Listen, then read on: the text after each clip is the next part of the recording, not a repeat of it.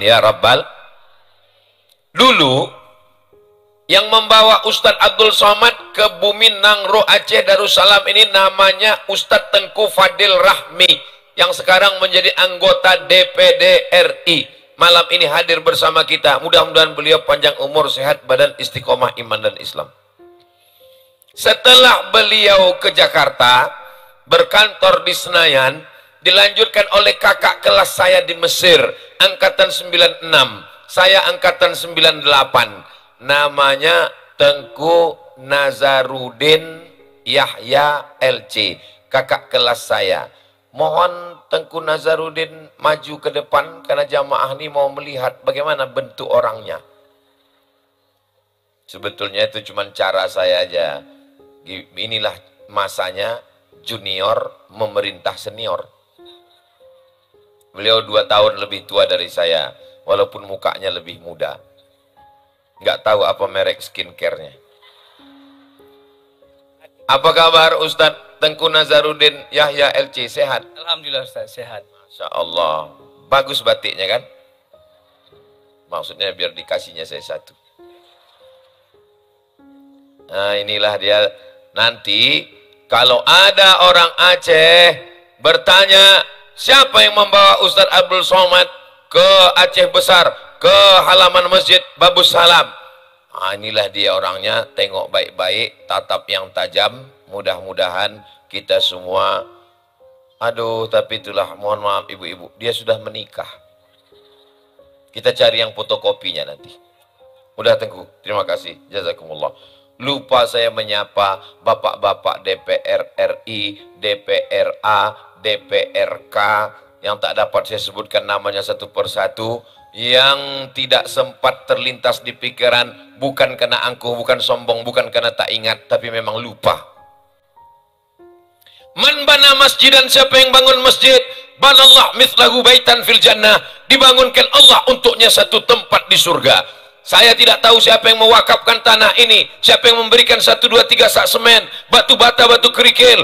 Dari jauh tadi kubahnya mantap, rupanya belum selesai. Bagi orang yang merindukan surga, bagi yang ingin booking tempat, maka bagi mereka ini adalah kesempatan investasi akhirat. Mudah-mudahan yang sudah berwakaf bersedekah panjang umur.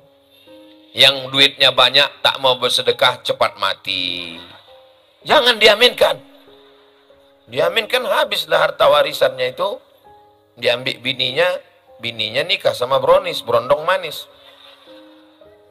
Mudah-mudahan dibukakan pintu hidayah, terbuka pintu hatinya, dia pun menyelesaikan bangunan Masjid Babus Salam.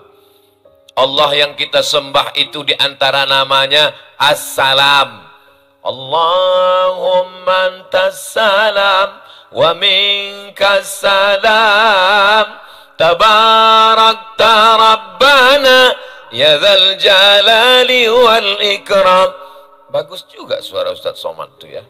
Iyalah, kenapa Ustadz nggak rekaman? Kalau sampai aku rekaman, habislah artis-artis di Jakarta itu tak bisa lagi buat.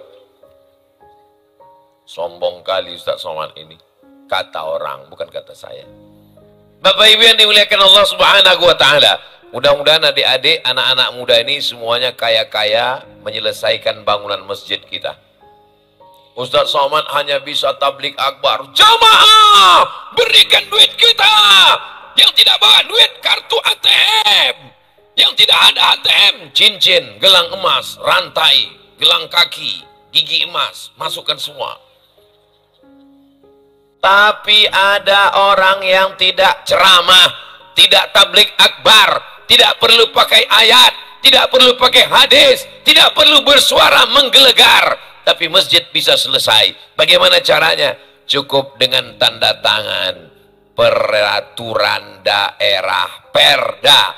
Kalau di Aceh kanun namanya, bahwa sekian persen uang APBD, APBN untuk menyelesaikan masjid, musola, surau, langgar, sekolah agama, daya. Bisa atau tak bisa? Bisa. Tapi Abdul Somad tidak bisa.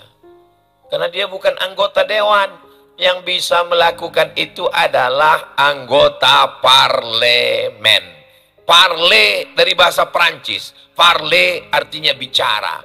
Saya berbicara bahasa Prancis. Je suis parler français. Parler artinya bicara. Saya tidak bisa bicara bahasa Prancis. Je ne parle pas français. Parler artinya bicara. Parlemen, orang yang kita pilih untuk bicara. Jadi kalau selama 5 tahun ini dia tidak bicara, tak usah pilih lagi. Maka kita cucuk lubang hidungnya pada tanggal 14 Februari.